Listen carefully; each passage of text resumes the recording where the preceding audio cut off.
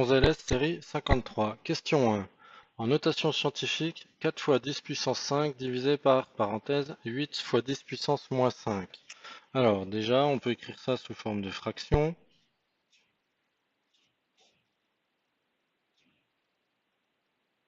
Ensuite, 4 divisé par 8, ça fait 0,5. 10 puissance 5 divisé par 10 puissance moins 5, on applique la règle sur les puissances de 10, ou même les puissances en général. Donc ça revient à 10 puissance 10. Et maintenant, si on veut une écriture scientifique, on doit déplacer la virgule après le premier chiffre non nul, c'est-à-dire après le 5. Donc la réponse, ça sera 5 fois 10 puissance. Alors comme on a déplacé la virgule à droite, on va déplacer la puissance entre guillemets à gauche, c'est-à-dire de 10, on recule jusqu'à 9. Question 2. Quelle est l'arête d'un cube de 11,390 625 cm3 de volume? Alors, petit rappel, le volume d'un cube, c'est son arête au cube, d'où le terme cube. Et donc, nous, on connaît le volume, c'est-à-dire 11,390 625, et on sait que c'est A au cube. On en déduit que A, c'est la racine cubique de 11,390 625, et donc ça s'obtient à la calculatrice. Donc pour avoir une racine cubique, on ne va pas utiliser la touche racine habituelle, puisque justement ça c'est la racine carrée seulement. On va utiliser cette touche-là, c'est la fonction seconde au-dessus de la touche avec un accent circonflexe, une espèce de chapeau. C'est justement le chapeau qui nous permet de rentrer des puissances autres que la puissance de 2. Donc, si je veux une racine cubique, d'abord je tape le 3, ensuite la touche seconde, la touche avec le chapeau, voilà, et vous voyez la racine cubique, voilà, qui s'affiche ici. Et maintenant, j'ai plus qu'à taper 11,390 625, donc en dessous de ma racine, je fais entrer et j'obtiens 2,25. Donc l'arête de mon cube, c'est 2,25 cm, c'est une longueur.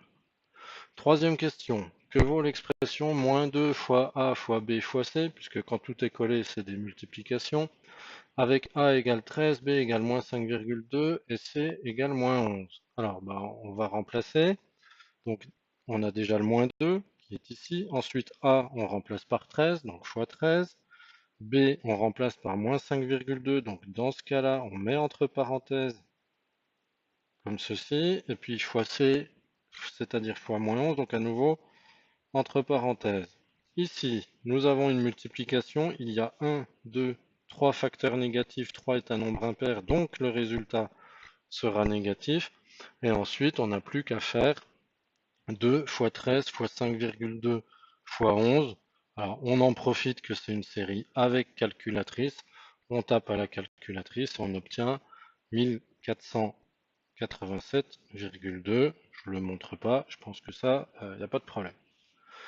Question 4. Racine cinquième de 126,534. Donc on reprend la calculatrice parce que ça clairement on va pas le faire de tête. On va faire comme tout à l'heure, sauf qu'au lieu de démarrer la ligne avec un 3 pour obtenir la racine cubique, on va la démarrer avec un 5 pour la racine cinquième. Donc je tape 5. La touche seconde, l'accent circonflexe. On voit la racine là qui s'affiche correctement. Et en dessous, 126,534. On fait entrer. Et le résultat, c'est 2,63 et tout un tas de chiffres. Donc ça, on va l'arrondir à 2,63 puisque le troisième chiffre après la virgule, c'est un 2.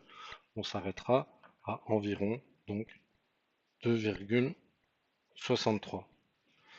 Question 5. Moins racine de 15 145 moins 16. Alors déjà, pas de formule sur les soustractions dans les racines, donc on ne sort pas le 16 parce que c'est 4 au carré. Ça marche pas comme ça. Donc là, calculatrice à nouveau. Le moins qu'on va taper, c'est pas le moins de la soustraction, sinon on aura une erreur. C'est le moins ici. Donc moins seconde x carré, donc ça nous fait la racine carrée. 15 145 moins 16. On remarque que tant qu'on n'appuie pas sur le curseur de droite, la racine carrée se prolonge. Donc j'obtiens bien ce que je veux, puisque là, c'est justement ce que je veux. Une grande racine avec la soustraction en dessous. Résultat, moins 123. Et question 6, calcule le volume d'un prisme droit de hauteur 5,5 cm ayant pour base un losange dont les diagonales mesurent 5,6 cm et 8,3 cm. Alors le volume d'un prisme, d'une manière générale, c'est l'aire de la base